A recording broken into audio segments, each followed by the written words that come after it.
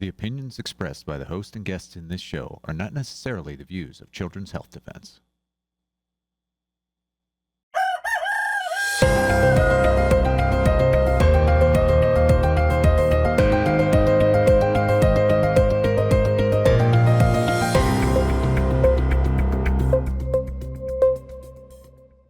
Good morning, CHD. It is Sunday, 22nd of February, 2026. Welcome to This Week with normally Mary Holland, but this week we have our amazing Brian Hooker, our Chief Scientific Officer at Children's Health Defense, standing in for Mary. Good morning, Brian. Well, good morning, Polly. It's so good to be here. I can't believe it's already February 22nd. We're like over a year into MAHA and the Kennedy era of goodness. Right. Well, with the first article, people are not very happy about. To put it mildly, Trump directs USDA to make more glyphosate, signals liability protection for pesticide makers. President Donald Trump invoked the Defense Production Act of 1950 to expand domestic production of glyphosate, the controversial weed killer, at the center of more than 60,000 cancer lawsuits against Bayer. The move sparked outrage from MAHA activists and health advocates who say it puts corporate interests ahead of public health. Why did he do it? Well, this is why, it's not, specifically the Trump era of health, because USDA is doing bad things. And the whole idea of a pesticide liability shield, well, we know what liability shields do. They make people sicker.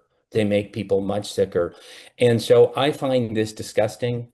We know based on the case that was won, basically where Monsanto had to award millions of dollars for non-Hodgkin's lymphoma. We know that it's an issue. We already know that is a huge issue. And if there is some type of economic collapse that will happen if Roundup and glyphosate goes away, that's really too bad. That is not the problem of the people who are suffering and who are so sick because of this chemical. I mean, there are alternatives. There are alternative ways to farm. We eat the food. I mean, it's those of us that are in the health free movement that bear the fruits of this alternative to health. So we know that life goes on without glyphosate, and it goes on much, much better. But a liability shield, come on, we can do so much better than that. Completely agree. All right, Politico here. Top aides to Robert F. Kennedy Jr. will leave posts. The move are part of a broader management shakeup at the health department. Deputy Secretary Jim O'Neill and General Counsel Mike Stewart will leave their current roles. They are being offered jobs within the administration, but will not be remaining in their current positions. Why? Do we know why? What's going on?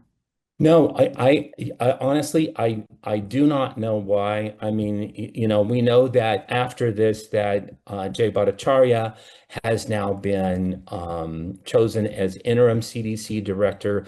He obviously is the director of the National Institutes of Health, and he cannot do both. He can absolutely not do both. So he will either be the new CDC director or he will be, stay in his post as the NIH director. So I don't really have any intelligence or insight. I do know that CDC has been the agency that has been the most resistant to MAHA and has been the most entrenched. If you look at the head for the National Center for Birth Defects and Developmental Disabilities, Dana Meany is a vaccinologist and has no experience in developmental disabilities or birth defects. She's an OBGYN, in her off time she delivers babies. In her on time she advocates for more and more and more vaccines, including prenatal vaccines. So something has to change. So any change at this point in time would be better, and hopefully will be better than what the status quo has been in the CDC, because the CDC has been the ones dragging their heels, and they need to get on board with MAHA yesterday. I have to say, our people are not that thrilled on the whole with Jay Bhattacharya either. No, he moves too slowly. He absolutely moves too slowly. And, there was the whole debacle with the Autism Data Science Initiative that $50 million went to, the same genetic reductionists that were, supposedly looking at the environmental causes of autism, but none of them really, there may have been one research group out of the University of Maryland that had some credibility regarding acetaminophen, but all the rest of them were basically retreads of people that have just done the same genetic work. So Bhattacharya has to step up his game. He really has to step up his game. And I'm so glad that you said that, because it's up to us to call them out. Yeah, quite right. The Hill here, CDC Vaccine Advisory Panel meeting postponed. The meeting was scheduled to meet next week, which is February 25th to the 27th. Now, a little bit of intel just coming in is that we hear from a very, very reliable source that this is just a postponement and is going to be rescheduled very soon. What do you know about it? I don't really know anything except for meetings get postponed all the time. And so I wouldn't, the big emphasis was that the American Academy of Pediatrics, who's trying to sue HHS and Secretary Kennedy right now, was having some impact. Well, don't flatter yourself, American Academy of Pediatrics. Life goes on. And just because you're an industry spokesperson for a bunch of pediatricians who get incentivized by vaccinating their practices to the hilt, regardless of the health outcomes of the children, please do not flatter yourself. Meetings get scheduled and rescheduled all the time. ACIP is definitely a committee in flux. I believe that there will probably be selecting more members of ACIP because there are only 10 members of the committee that is generally about twice as big. Michael Nevadakis in The Defender, with funding from pharma, American Families for Vaccines targets Robert F. Kennedy Jr. American Families for Vaccines, known as AFV, launched last year, was originally founded in 2020 as the Safe Communities Coalition. Founded by the architects of Maine's ban on religious exemptions, the rapidly growing organization has 14 state chapters. AFV claims to be a grassroots agency organization. However, it is heavily funded by, drumroll, the pharmaceutical industry. Absolutely. I smell AstroTurf. This is not grassroots. Come on, give me a break. We know grassroots. Polly, how long have you been doing this? Forever. We started with grassroots. We've lived hand to mouth in this particular community. So please, if you're going after Secretary Kennedy with large pharmaceutical money, let's just be honest and say, look, the large pharmaceutical interests are going after Secretary Kennedy. Federal judge weighs AAP emergency motion to block vaccine policy overhaul. A federal judge is considering whether to block recent changes to the childhood vaccine schedule made by HHS under Secretary Robert F. Kennedy Jr. in a case that could reshape U.S. vaccine policy. Come on. Oh my goodness. I'm sorry. I shouldn't moan on CHD TV, but the arbiters of how much money is going to be made from vaccinations should not be dictating what vaccines are on the schedule. We have an ACIP that now is devoid of financial conflict of interest, that was fraught with financial conflicts of interest. And so these changes need to stay. Any type of judge that would rule otherwise really needs to go and is a judicial appointee that is looking more, from a financial perspective and is really leaving behind children's health. I mean, these are tested, these are vetted. When we look at countries that are doing better than us regarding infant mortality, regarding child health outcomes, regarding overall lifetime longevity, where the United States is lagging in all three metrics, these are the countries that this vaccination schedule and these vaccination changes were based upon. And so, shut your mouths. You have plenty of money. Go retire. You can buy your own offshore island or whatever, but let's instead have healthy children. Absolutely. All right, Defender again. Ron Paul's been busy. He introduces a bill to end liability shield for vaccine manufacturers. The bill is a U.S. Senate companion to the U.S. House of Representatives bill, End the Vaccine Carve-Out Act. If passed, the bill would reform the federal vaccine injury program so that people who suffer vaccine-related injury or death can sue the vaccine manufacturer in state or federal court, according to a press release. I'm so excited. This harkens me back to a show that most people are not old enough to remember, The Dating Game. And at the end of the Dating Game show, they would always have Jim Lang, their host, blow a wet kiss, and then it would say wet kiss. Well, I'm sending a wet kiss to Rand Paul because this is so necessary.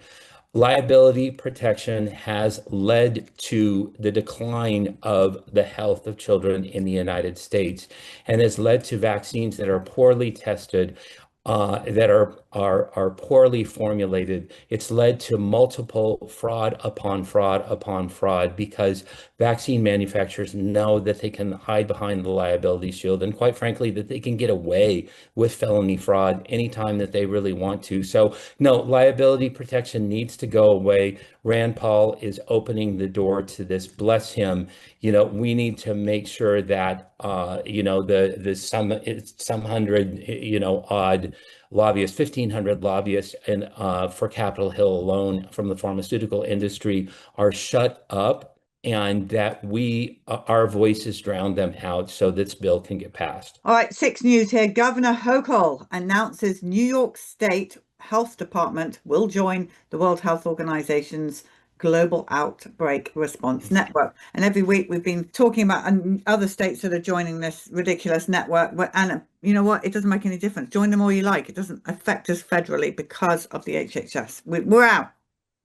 America We are out. We are out. You can play dictator if you want to. That's fine. I mean, I live in California. We have our own dictator. And so if you want to play dictator and thumb your nose at the federal government, I'm sorry, federal law still trumps state law. And you cannot, do these things and say that you're going to adopt these practices without some type of legal challenge directly from the federal government. And quite frankly, the federal government does need to exert their power here. They need to exert their authority here. We see a lot of states going rogue because of this. And it's political ideology and a bunch of hacks that really aren't looking at the data and aren't looking at the fact that under these old regimes and under the auspices of the World Health Organization, children's health has been suffering over and over and over again. Correct. Okay, Michael Neverdakis in The Defender. Muzzled and muted. Epstein and Gates financed research portal to control scientific discourse. In a series of posts on X, Science Guardians revealed that Jeffrey Epstein and Bill Gates and others linked to the Gates Foundation were instrumental in financing ResearchGate, an online scientific research portal. According to Science Guardians, the platform was actually developed as a for-profit business to make big money from science, with the intent to control the flow of scientific ideas. Well, this is bad on all levels. I mean, I really don't know how you put anything else into the mix that could make that worse. The connection here is abysmal. Obviously, when you have a connection with Jeffrey Epstein, there isn't a whole lot of emphasis on child well-being, period. And then, the fact that this is a for-profit entity, it's not, good science being created in the name of humanitarian benefit and to extend the lives and to make the lives better of humanity. It's basically wag the dog. It's like, well, this is our agenda. This is what we want. How do we get science that fits our agenda? And, that's really... It's very, very difficult. It's offensive being in a science department that we really throw up all the information. We do the analyses as best possible, and we let the outcomes speak for themselves rather than we want to see the science change. We want to see the science evolve. It does my heart no good to see adverse events from vaccines that have been used ad infinitum. I would love to say that it was something else. It isn't something else. And so we have been reporting this. I've been reporting this for over 25 years now. And, but you have to give science and you have to let the science evolve and be independent arbiters of science. But instead, this is more wag the dog. This is more like, okay, well, this is what we want. And so we're going to seek out the science that shows what we want. Key architect of Disinformation Dozen list reveals tangled web of censorship. The 2021 publication of the Disinformation Dozen, the list of 12 leading online anti-vaxxers, sparked efforts to discredit US Health Secretary Robert F. Kennedy Jr. CHD and other outspoken critics of the COVID-19 vaccine pandemic policies. 5 years later, the release of the Epstein files has led to the resignation of one of the list's architects, Morgan McSweeney. Off you go then, Morgan. Well, guilt by association. It's a bummer that anybody would be involved in the debauchery that was associated with Epstein's enterprise. It is, to me, Polly, I was bummed that I wasn't a part of the Disinformation Dozen. I wanted them to include like the Disinformation 24, so maybe I could get an honorable mention. But these are people that I hold in such high esteem because they had the most impact. They had the most social media presence. They had the most impact. And I couldn't be prouder of Secretary Kennedy as being a part of the Disinformation Dozen, because consider the source. Look at the individuals that were pointing the finger. And now as more and more information comes out, we know that the Disinformation Dozen was the heroes and the bad guys were the people behind naming them the Disinformation Dozen. Quite right. All right, Suzanne Burdick here in The Defender. Fox guarding the hen house. The American Medical Association, known as the AMA, and Vaccine Integrity Project to conduct their own vaccine safety and efficacy reviews. The group said that for decades, the CDC's Advisory Committee on Immunization Practices had served as the engine of evidence-based vaccine policy for the US, but that the system has now effectively collapsed. So an HHS spokesperson said the group's efforts do not replace or supersede the federal process that continues to guide vaccine policy in the United States. The American Medical Association, like the American Academy of Pediatrics, they're a trade organization with vested financial interests in both the doctors, the physicians and practitioners that are a part of the American Medical Association, and also the backers of the American Medical Association.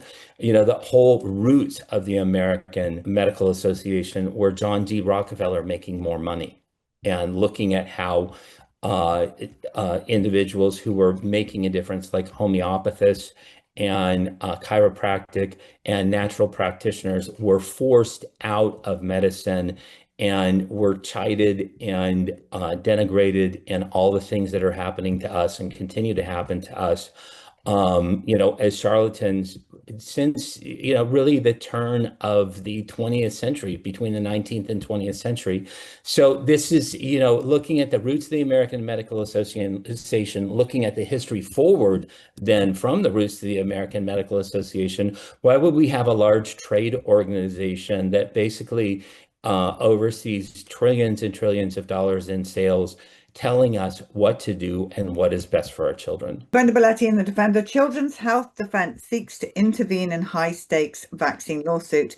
In an emergency motion filed on Wednesday by Children's Health Defense and a group of parents and doctors, they asked a Massachusetts federal court to allow them to intervene in a lawsuit challenging recent changes to the CDC childhood vaccine schedule. Nobody in the room is speaking for the children who were seriously killed under this schedule, said attorney Rick Jaffe. This is brilliant.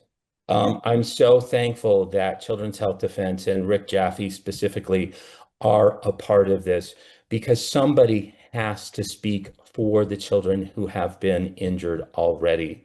And, looking at this particular lawsuit with the American Academy of Pediatrics, they speak for large financial interests against the HHS.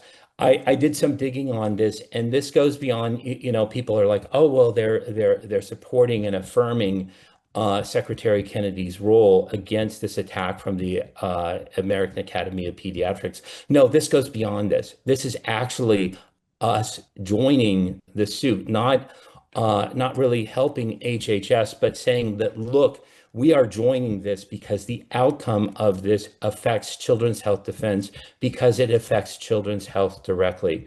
And so this has the force and effect of, joining the lawsuit, of almost an additional suit, countersuit against the American Academy of Pediatrics.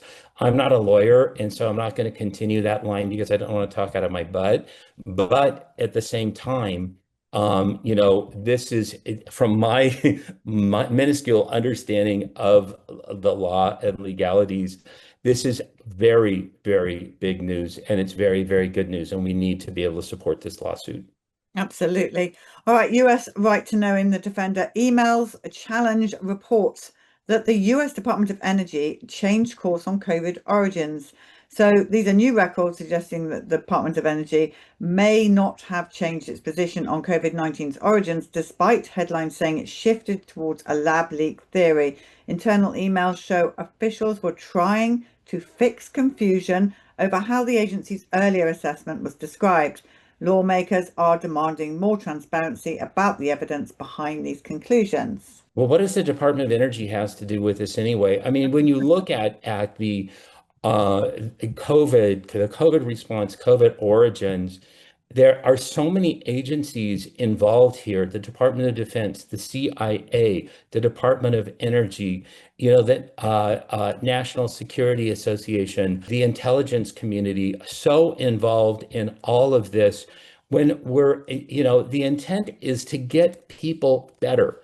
And there's such a move afoot because we know that these agencies, including HHS, had gain of function research and still have gain of function research going on. That, number one, needs to stop. Number two, it was a lab leak. We need to come to terms with that. And really, we need to look at prosecuting individuals that tried to cover that up. Quite right. Okay, Michael Neverdakis here. FDA understated risk of heart damage from Moderna COVID vaccine. New study suggests a study published last week in the journal Vaccines found that among males aged 18 to 25, Moderna COVID-19 vaccine was associated with 8% to 52% more hospitalizations for vaccine-associated myocarditis and pericarditis than the number of COVID-19 hospitalizations it prevented. The findings contradict the risk-benefit analysis conducted by the FDA. The difference is staggering because the FDA said that the risk benefit was that there was a 90 to 95% benefit vis-a-vis the risk of getting something like myocarditis. It's actually very much the opposite. And people don't understand myocarditis and pericarditis, are not just words, they're lifetime sentences. They're lifetime sentences. And the outcome for individuals with myocarditis and pericarditis, specifically myocarditis, the statistic that I'm quoting, is that the 5-year survivability of myocarditis is about 50%. So that means that your chances of dying after a myocarditis diagnosis within the next 5 years are 50%. Okay, so when we look at normalizing this and we throw out these terms and we throw out these words, and not even to mention the subclinical damage that the COVID vaccine did to probably almost all the recipients of the COVID vaccine, nobody gets a pass. It did affect the heart, it did affect microcirculation, it did affect clotting.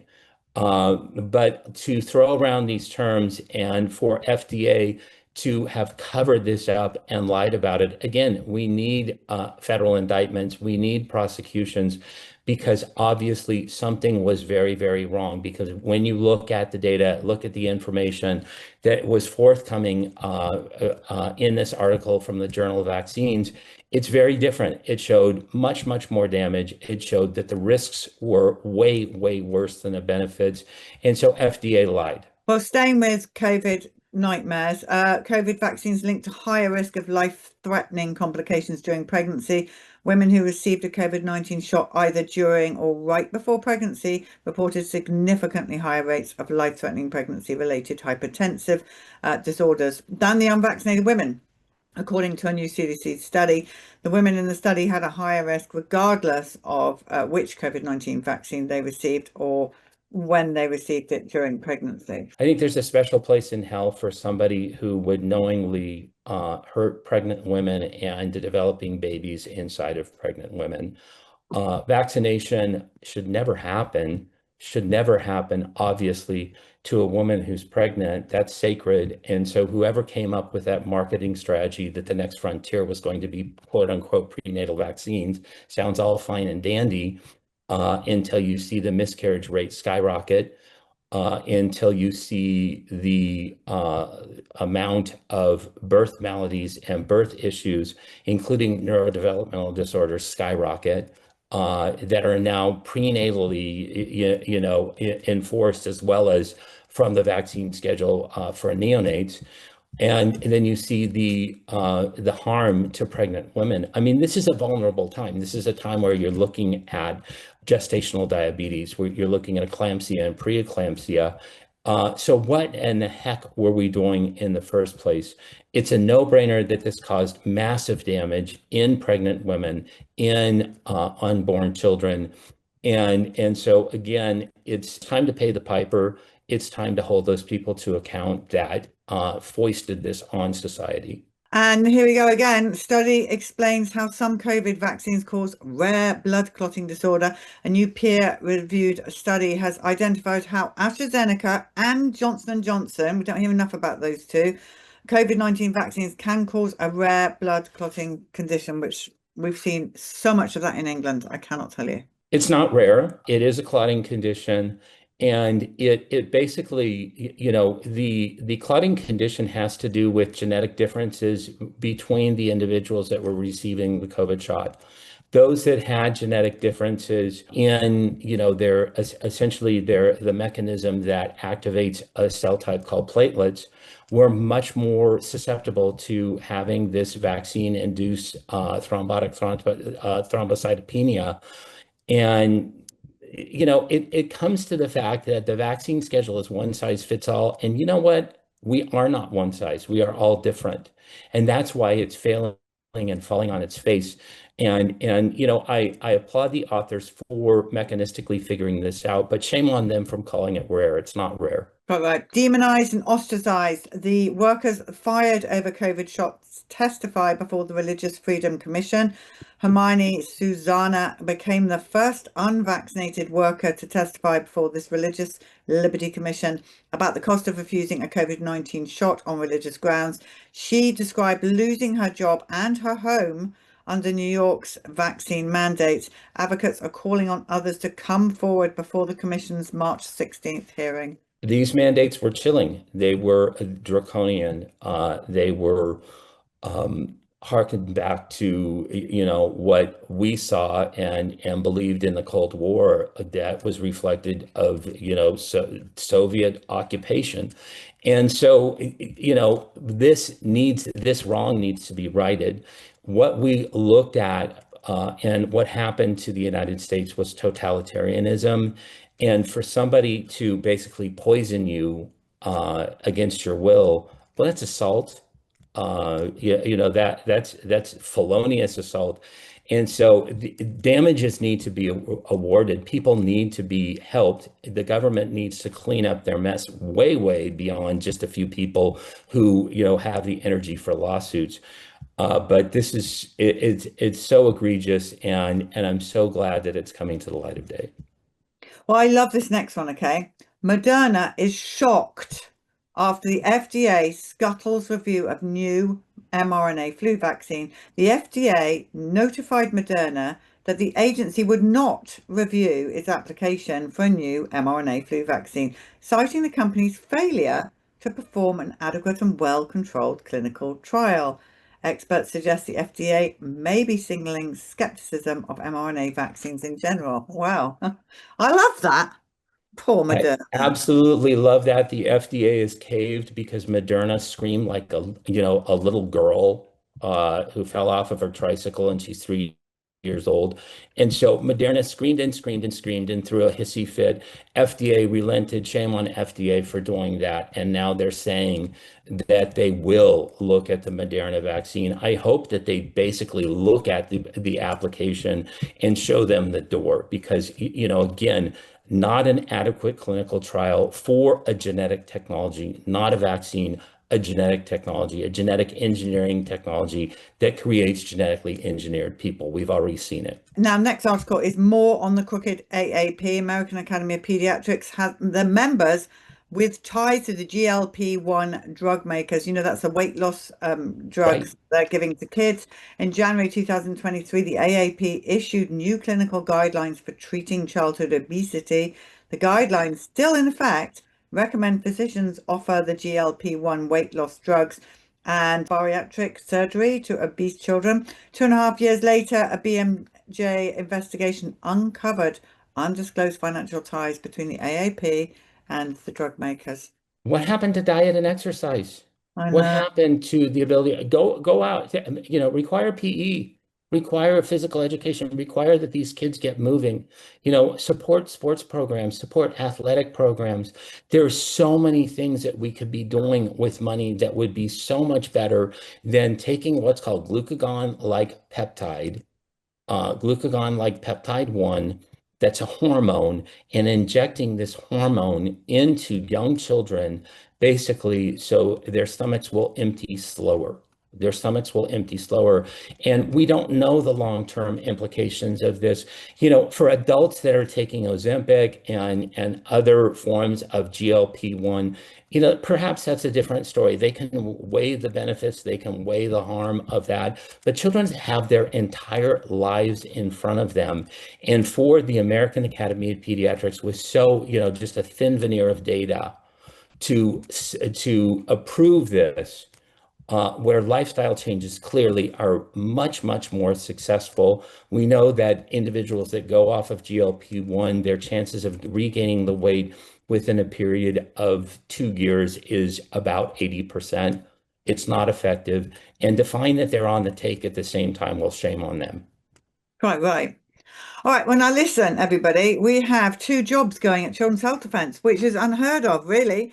The first Right? one is in the Defender department, which is where we get all our fact check news. So if you're an investigative reporter, we'll put it in the show notes. Fill out Yes, that form, please. go work for the Defender, and you'll be working for all of us because we all work together really closely at Children's Health Defence. And the next position is at CHD TV. So working with me and my crew, and it's a social media strategist and content creator. And so now CHD TV has to have its own social media. We are over on X. We hardly have any, we have about 2,700 followers, people. So get over there and follow CHD TV Live. And then we'll be putting all our clips and everything over there. Wonderful. It is wonderful. So come and work with us, and then you'll be able to work with Brian and all those other wonderful people at Children's Health Defence. It's a great organisation to work for, isn't it? It is a wonderful organization that we work for. I thank God every day for my job. And I'm so excited that, it's very, very difficult to put down work-life family balance. Ooh, I recommend that. I love that. But, if you want to come and work with the fun job, work with the table in the cafeteria growing up, which everybody thought was the cool table or the table that was having the most fun. That is CHD TV and the Defender. I'm so thankful for those organizations. And we work hand in glove every single day. We do. Well, it's been so much fun doing this show with you. Thank you so much, Brian. Thank Really, really you. has been fun. And it's a lot of hard work. You have to do research all of those. Suzanne Humphreys last week was just going, oh my gosh, how do you guys do this every week? My job's easy because I just read the title, but I know you've had to research a lot of that. So thank you. Oh, you're very welcome. When you were texting me this weekend, I felt like I was drinking from a fire hose, but it's a lot of fun. And I'm so thankful for you and everything that happens at CHD TV. And thank you, and we for the Science Department. And talking of Science Department, tomorrow morning live on CHD TV will be Carl Jablowski from the Science Department to give us an update on everything you're doing there. We love having science updates, so thank you for all your department's doing. You're very, very well. Everybody loves Dr. Carl. He's really, I mean, it's sort of like the kinder, friendly version of Carl Sagan, came into our organization. I don't know. When I hear Carl, I think Carl Sagan, but I think our Carl is actually smarter. Yeah, he's so bright, and we're so fortunate to have him. So it's wonderful. Right, well, pray big, everyone out there. Stand firm, never settle, and I'll see you tomorrow live on CHD TV. Thanks, Brian. Thank you. Is it dangerous for planes, particularly small planes, to fly through geoengineered clouds and things? Is that why people are seeing more turbulence? Why small planes are going down? It's a question a lot of our viewers have. Climate change is a mask for all of the problems that geoengineering is causing. So that to answer your question, I can't say exactly for sure, but I did see a story this summer that made me kind of pause, where it was a Swedish flight that experienced really extreme turbulence. They said, like, this is happening more because of climate change, extreme turbulence and unexpected, and the pilots just don't see it coming, and it's because of climate change. So that kind of made me think, with my mind, I'm like, oh yeah, of course, there probably some sort of geoengineering project, something going on, and they just blame climate change, because that's what they're doing. Like, any time that climate change can be the boogeyman for these giant projects and schemes, it's going to be. That's kind of the premise of climate change, honestly. Okay, and now all these storms we've been having in Texas not that long ago, these crazy storms. So not only did I witness myself the clouds, the crisscrossing, the usual stuff, heavy, just before the storm hit. There was all over the internet, people taking video footage of what it was like where they lived just before these big storms hit. Are they manipulating the weather to create these storms? Is that true or false? The deep freeze creating more hazardous conditions across the country as another storm moves in. The roof of this building in Arkansas collapsing under the heavy snow.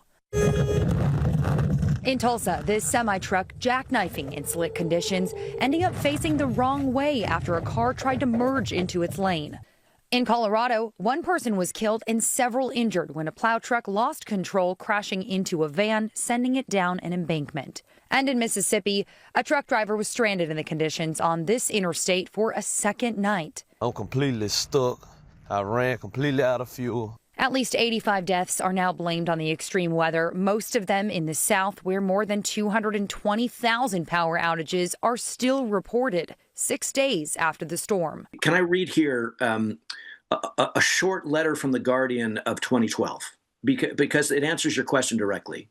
And it's become sort of a go-to observation in the geoengineering research community. And I think it'll help your viewers maybe make a little more sense of this. Is that right? Yes, please. So this is from The Guardian in the UK, probably Britain's most august environmentalist, quote unquote, newspaper. Yeah. And this letter was written on Thursday, February 9th, 2012. You can't find it on the internet anymore. You can find it in the Wayback Machine. And the letter was written by a guy in the United States named Matt Anderson, who was a former executive advisor for aerospace and defense for a huge multinational accounting company called Booz Allen Hamilton. Now, anybody who knows anything about the financial world knows Booz Allen Hamilton. They work with the biggest military contractors, governments, corporations in the world. And Matt Anderson said in The Guardian in February of 2012, he said this. The title of his letter was At War Over Geoengineering.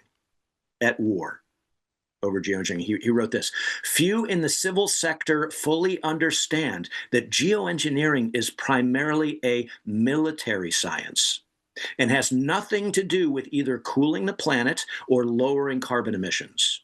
While seemingly fantastical, weather has been weaponized.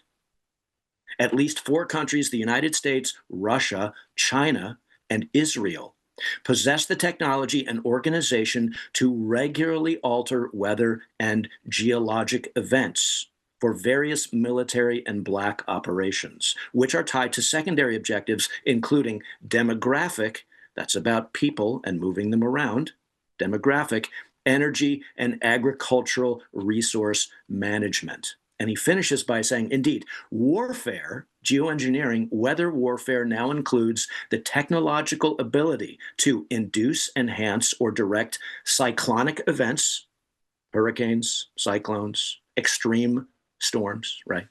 Earthquakes, drought, and flooding, including the use of polymerized aerosol viral agents and radioactive particulates carried through global weather systems.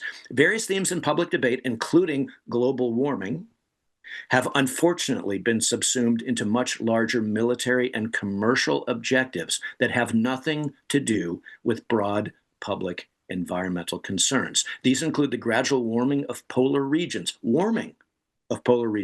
to facilitate naval navigation and resource extraction. At War Over Geoengineering 2012, Matt Anderson retired from Booz Allen Hamilton. So weather has been weaponized. Weather warfare is an ever-present reality across the planet, across Earth now. And what we're seeing, Polly, is manifestations of weather warfare on the regular all over the world. And people are dying. So how is people are being hurt and killed? And I love Paul's analogy earlier with the safe and effective mantra of the pharmaceutical industry. I think I think that's exactly right.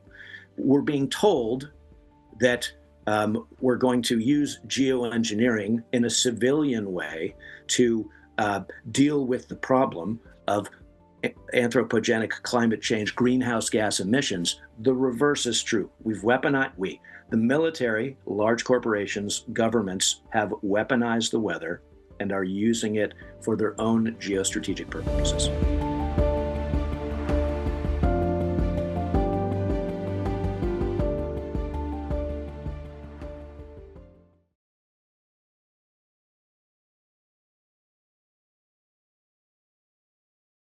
All right, we are live. Can you tell everyone your name, please?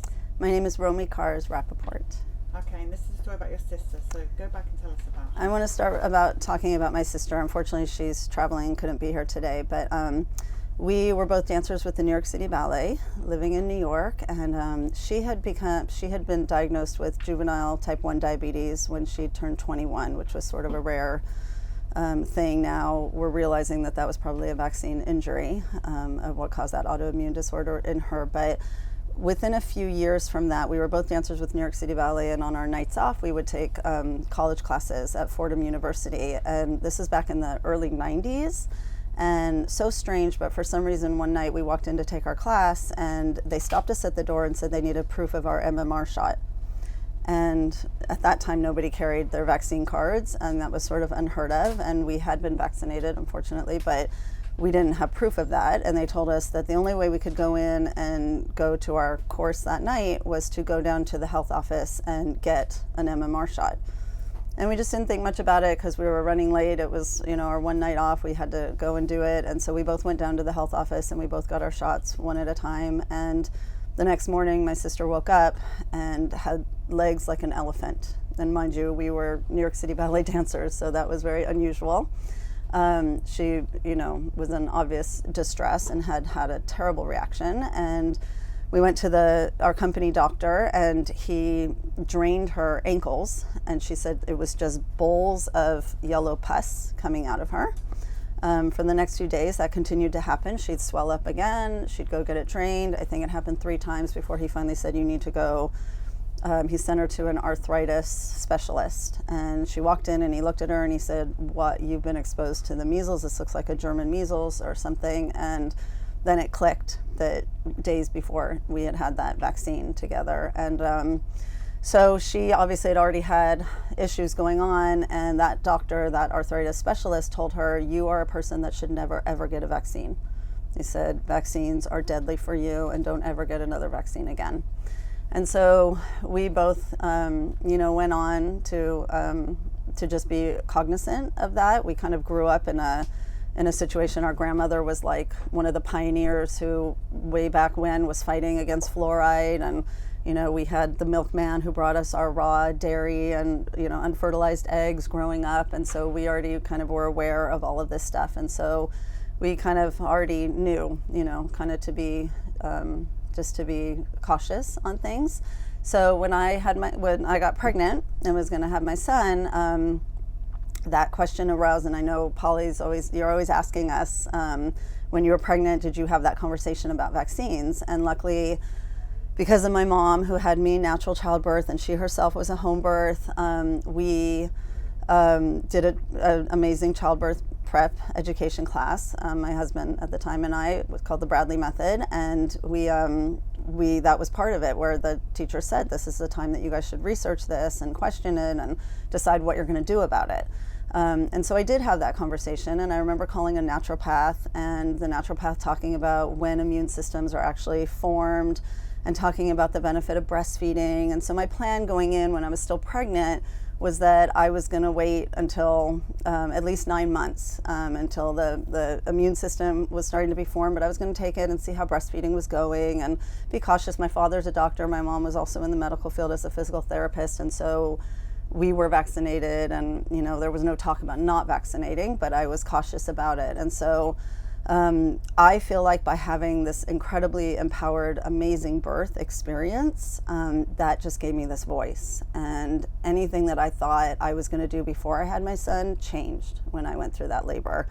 And, my pregnancy and feeling that support from my husband, and it just changed everything. And so when I was holding this perfect little being and they came in saying, it's time for your Hep B shot, I just, said over my dead body, you're not touching my son. And I was cautious about who held him and every single thing that happened to him. And that was when my life really started with a voice, that I really had that voice. And so I became really passionate, and thank goodness my husband was supportive of that.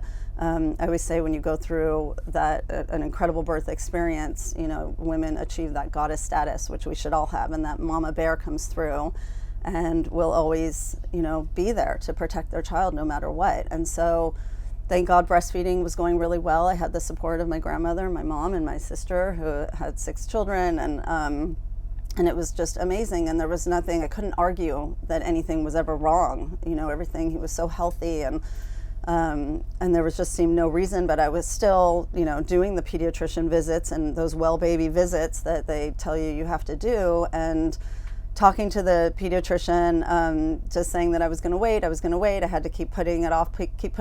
And at one point, it was like an associate of the main doctor I was seeing, and she said, well, let me just give you some pamphlets just so that next time maybe you'll decide to do the vaccines.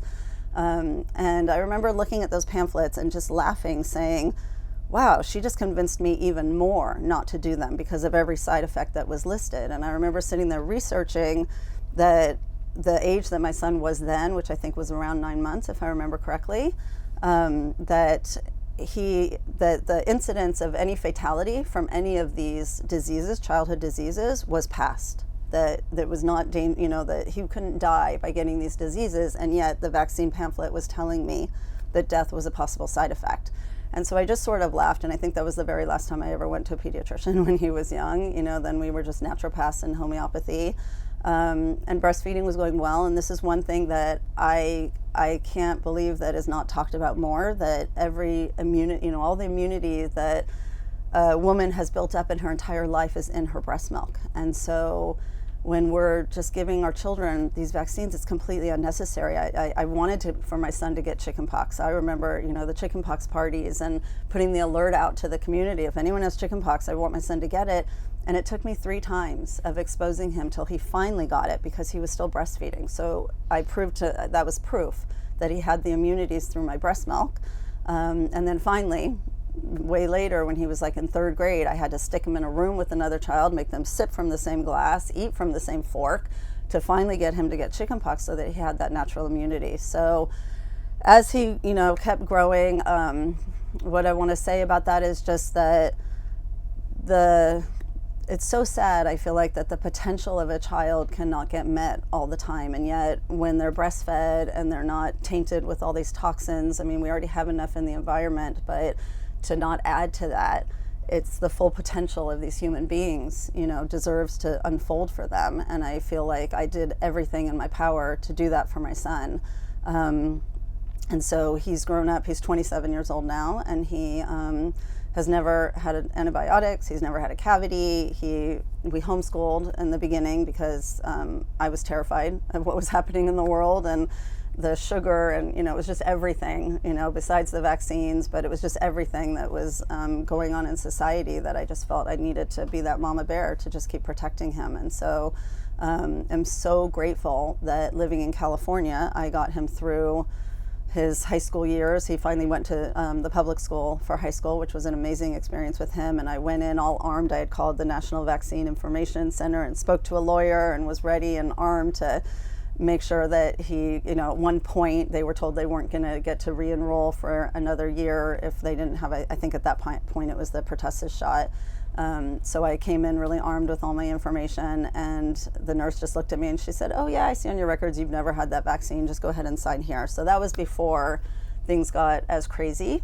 So I feel really grateful and lucky. He went to an Ivy League college, played Division I tennis, and thank God he got through all of that. So I'm just incredibly grateful. Now he lives in another state, but he had to go through COVID with his friends, just nobody understanding where he was coming from. I feel like there was a time nobody talked so outwardly about this. This became my passion, but I didn't like share it all the time with him and why I felt so passionate about this. So during COVID, when he and his girlfriend were having riffs about her pressuring him and every single one of his friends pressuring him, he did the research on his own. He knew he was not going to get it. Thank God his father, who now we're not together anymore, but we were on the same page of it. So I was terrified of him getting that vaccine for COVID. And thank God he didn't. And but he had to go through going to New York, going to work conferences, being shut out in New York, having to eat on the street in the winter because he wasn't allowed in a restaurant. I mean, it was just absolutely insanity. But just to say, I'm so incredibly grateful that he was able to do the research on his own and has stood true and didn't succumb to the pressures of everybody. What about your sister? How is she? Yeah, my sister's doing great. She also did not get the COVID vaccine. We're completely on the same page with it. She lives with type 1 diabetes, and she has got a lot of issues because of that. So her life is just about managing her health and being able to just, you know, stay functioning and stay as healthy as she possibly can. Because of all this, I became so incredibly passionate about empowering new parents. And so I just went into this whole world of just wanting so badly to have these conversations with parents to empower them, because like I said, you can be informed, but until you have the experience, and I feel like the experience of birth so prepares you, not that you have to have a natural childbirth, because I know there's instances where things happen, and thank God that, you know, we can do cesarean sections and all those things when we need to, but to be able to just be conscious and informed and to let those hormones circulate into you so you can be that mama bear is just so incredibly vital, I think. And that's my life's passion right now. I also, so I have something called A Safe Womb, asafewomb.com, where I'm just passionate to just keep informing. I'm still forming it all, but I just want to, I feel like right now people's attention spans, when I became a Bradley Method teacher and as well, and a labor doula and a lactation specialist, just to carry all this forward and to be able to be that voice that's so incredibly necessary. What I want to say, let's see, is that I find that everyone's attention spans have changed. So whereas I used to be able to spend hours talking to couples and having groups of couples together, now people can give me a half-hour time, you know, or something. And so I've got this Safe Womb where I just day by day, just give me 1 minute and I'll explain to you and plead to you to be conscious and to, you know, think about your choices, because you always say, you know, what do you want to tell? What would you say for all these beautiful, amazing families and mothers who have lost children? That just breaks my heart.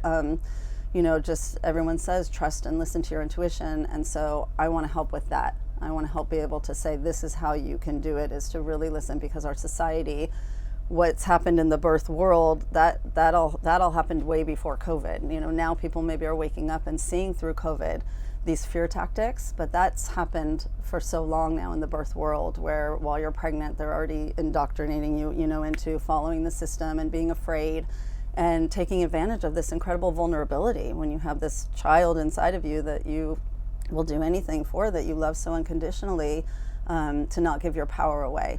And so, you know, I really feel like there's the that rite of passage happens through labor and birth, and for a couple and the family's bonding, to be able to find that place of your intuition so that you don't succumb, and so that when they come at you with all this, you don't say, well, I didn't want to. You actually say no. I think that's what's so important. So, and I just want to thank you so much, Polly, and all of Children's Health Defense, that throughout COVID, I don't know what I would have done without all of you. I let go of my TV many, many years ago, but all I do is have CHD on, and I just feel like I know all of you and so close to you, and I just want to be on this team, and just to say that this is the hill that I will die on, because it's so important. And during COVID, my sister and I both teach ballet because we were professional ballet dancers, and to watch what happened to all of these teens, it's just so tragic. I mean, besides the vaccine reactions of seeing all of my dancers have menstrual cycle issues and all of this, but also, we had children that were suicidal, became a therapist in our private lessons rather than teaching ballet. Half of it was just talking to these poor kids that were isolated in their whole world. And again, the fear. And it started as, don't worry, kids, don't get it as bad. But then that changed, then that started to change. And then it was also, instead of like, let's all be healthy because we know that the comorbidities and being unhealthy puts you more at risk, there was no focus on what do you do to help your immune system. And that was just amazing to me. And then, and I knew when the vaccine stuff was going to happen, that was going to be trouble. Even before that, it was trouble. But I knew when that happened, I was going to, oh God, this is not my first rodeo. I can't believe this is all happening again. So now to watch and to hear about all the reactions, it's just all so tragic. So I'm so grateful, that we can all come together as a community and make change. And I'm really hopeful for the future and, the year that's ahead.